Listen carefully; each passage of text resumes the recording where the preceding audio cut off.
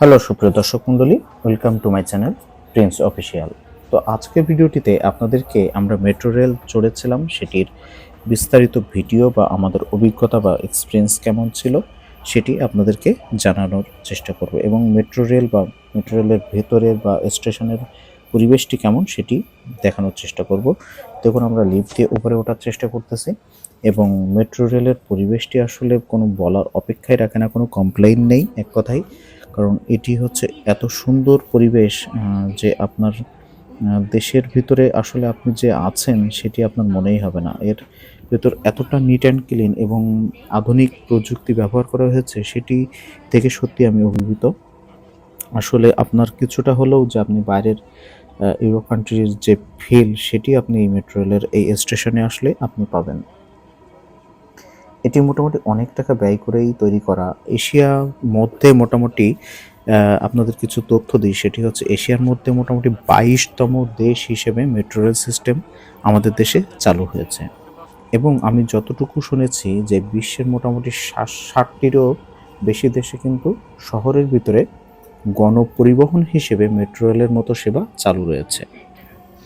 এলাকাভেদে এগুলো metro rail, subway বা ইউরাম বিভিন্ন নামে পরিচিত। তো আমাদের দেশে মোটামুটি মেট্রো রেল নামেই পরিচিত। বিশ্বের প্রথম মেট্রো রেল সিস্টেম চালু হয়, আমি যতটুকু জানি, সেটি হচ্ছে লন্ডনে 1863 সালে। আর এশিয়ার প্রথম মেট্রো রেল চালু হয় জাপানের টোকিও শহরে 1927 সালে।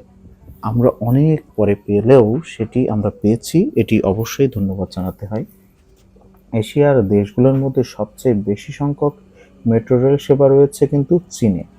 চীনের পাশাপাশি জাপান, ভারত, দক্ষিণ কোরিয়া, ইন্দোনেশিয়া, থাইল্যান্ড একাধিক শহরে এই মেট্রো রেল সেবা কিন্তু চালু রয়েছে। তো সুপ্রিয় দর্শক মণ্ডলী, আপনারা কারা কারা এই মেট্রো রেলে চড়েছেন সেটি অবশ্যই জানিয়ে যাবেন। এখানে নাকি প্রচুর পরিমাণে ভিড় থাকে। আমরা টিকিট কাটার সময় টিকিট কাউন্টারের ভিডিওটি আপনাদেরকে দেখাতে পারি নাই বলে আন্তরিকভাবে দুঃখিত। টিকিট কাউন্টারে প্রচুর লম্বা লাইন ছিল। তবে দেখতে পাচ্ছেন যে ওই মেট্রো রেলের ভেতরে মোটামুটি ফাঁকাই ছিল।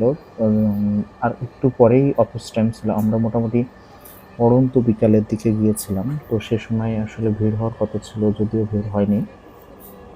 তবে একটু বাদেই হয়তো আরও বেশি ভিড়ের সম্ভাবনা আছে, কারণ অফিস শেষ করে মানুষ বাসায় ফেরার চেষ্টা করবে। এই মহাসড়ক বিভাগের হিসাব অনুযায়ী গত এক দশকে প্রায় সোয়া 1 লাখ কোটি টাকা খরচ করা হয়েছে যোগাযোগের নানা প্রকল্প বাস্তবায়নের জন্য। কিন্তু তারপরেও কিন্তু ঢাকা শহরের এই যে যানজট সেটি কিন্তু কমানো যাচ্ছে না, কারণ দিনের পর দিন কিন্তু যানজট বেড়েই চলেছে ঢাকা শহরে। কারণ জায়গা তো সীমিত, কিন্তু সেই পরিমাণে কিন্তু স্থান বাড়তেছে না। তাই এই বিকল্প পদ্ধতিগুলো আসলে চালু করা হচ্ছে। তবে মেট্রো রেল আরও কিন্তু বিস্তারিতভাবে বা প্রসার করানোর প্রয়োজন আছে। তাহলে হয়তো আমাদের দেশের যোগাযোগ ব্যবস্থা আরও আধুনিক এবং আরও কম সময়ের ভিতরে আমরা এক স্থান থেকে অন্য স্থানে যেতে পারবো। তো আপনাদের মেট্রো রেলের সার্ভিস সম্পর্কে আপনাদের কি মতামত সেটি অবশ্যই আমাদের কমেন্টে জানাতে ভুলবেন না।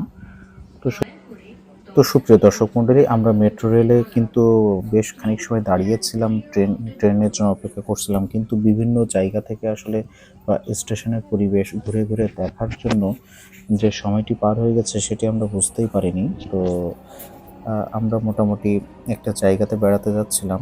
তো সেই জায়গাটিতে যাওয়ার আগেই আমরা এই মেট্রো রেল, আসলে আমাদের মেট্রো রেলে যাওয়ার প্রয়োজন ছিল না যদিও, তবুও আমরা এক্সট্রা খরচ করে বা অন্য দিক দিয়ে বা অন্য রাস্তা দিয়ে এসে শুধুমাত্র মেট্রো রেলে চড়ার জন্য আমরা কিন্তু এখানে আসছিলাম, জাস্ট আপনার মেট্রো রেলে চড়ার এক্সপিরিয়েন্সটি নেওয়ার জন্য। তো আমরা স্টেশনে মোটামুটি পৌঁছে গেছি। আমরা এখন স্টেশনের ভেতরে আরও দেখাবো। দেখুন কতটা নিট অ্যান্ড ক্লিন। আসলে বাংলাদেশের মতো যে দেশে যে অবস্থা, আমাদের যে নোংরা, বিশেষ করে ঢাকা শহরের যে অবস্থা, সেখানে এত নিট অ্যান্ড ক্লিন এত সুন্দর করে রাখা, এটা কিন্তু যথেষ্ট কষ্টসাধ্য। আর এর এরিয়াও তো অনেক বড়। আর আশা করি ভবিষ্যতে এই মেট্রো রেলের যে সার্ভিস আরও আপডেট হবে এবং আরও বেশি সুদূর প্রসারী হবে বা আরও বেশি এর মানে কি বলা যায় যে আপনার এটি আরও ঢাকা শহরে আরও বা বিভিন্ন বিভাগীয় যে শহরগুলো রয়েছে সেখানেও এই সার্ভিসটি আস্তে আস্তে চালু করা হবে। তো ভিডিওটিকে কোথা থেকে দেখছেন অবশ্যই কমেন্ট করে জানাবেন। আমাদের ভিডিওটি কেমন লাগলো অবশ্যই জানাবেন। তো আজকের ভিডিও এ পর্যন্তই ছিল। সবাই ভালো থাকবেন, সুস্থ থাকবেন।